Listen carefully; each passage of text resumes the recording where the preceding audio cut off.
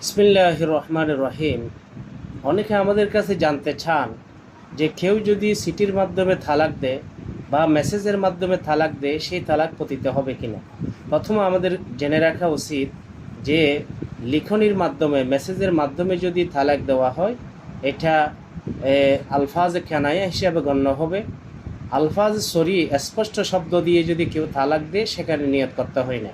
কিন্তু লিখনির মাধ্যমে, মেসেজের মাধ্যমে যদি কেউ তালাক দেয়, সেখানে অবশ্যই তাকে নিয়ত করতে হবে, কারণ এটা আলফাজে কেনায়া, ইশারা ইঙ্গিত শব্দ।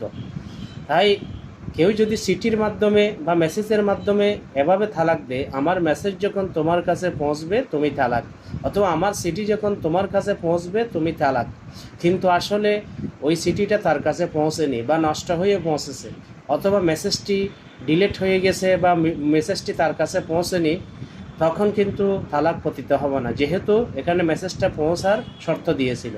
আর যদি এরকম কোনো শর্ত নাই, শুধু এমনি লিখেছে আমি আমার বউকে তালাক দিলাম, আমি আমার স্ত্রীকে তালাক দিলাম, এভাবে মেসেজ লিখলো, তারপরে তার কাছে পাঠিয়ে দিল, অথবা নাও পাঠাক, কিন্তু এই লিখনির মাধ্যমে তালাক পতিত হয়ে যাবে যদি নিয়ত করে।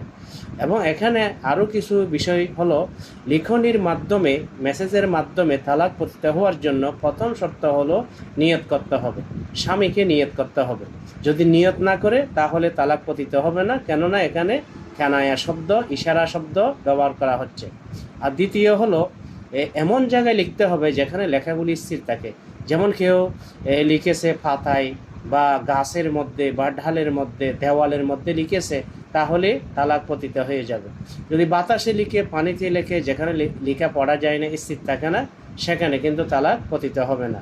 দ্বিতীয় শর্ত হলো, স্বামী নিজে লিখতে হবে। আরেকজনকে দায়িত্ব দিলে নিজে নিয়ত করেছে, তাহলে তালাক পতিত হবে না, কারণ তালাক যিনি লিখবে তাকে নিয়ত করতে হবে। সুতরাং স্বামী না লিখে আরেকজনের মাধ্যমে যদি লিখায়, তাহলে এর কারণে তালাক পতিত হবে না। স্বামী নিজে মেসেজ না দিয়ে আরেকজনের মাধ্যমে যদি মেসেজ দেয়, তাহলে নিজে লিখে আরেকজনকে সেন্ড করতে বলতে পারে। তাহলে সুতরাং লিখতেও নিয়ত যেমন নিজেকে করতে হবে, ঠিক তেমনি নিজেকে লিখতে হবে, তখনই এই তালাক পতিত হবে। তা আল্লাহ রাব্বুল আলামিন আমাদেরকে তালাকের মতো গৃহীত কাজ থেকে হেফাজত করুন।